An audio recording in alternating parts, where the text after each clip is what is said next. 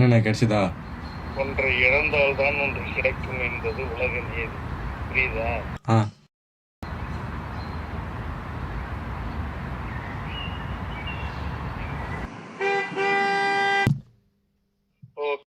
அறுவை சிகிச்சைக்காகவோ அல்லது மனித சரீரம் புறத்தை உள்வாங்கும் வலியை குறைக்க அறிமுகமான போதை மருந்துகள் அதே வலியையும் துன்பத்தையும் அளிக்கும் கிருமிகளாக மாறிய காலம் இப்பொழுது. மனம் வாடவோ சற்றும் உதிராத புனர்த்தியான பூ உதிரும் காலம் நெருங்கும் முன்னே உறைபனியின் உஷ்ணத்தை உணரும் உயிர்கள்.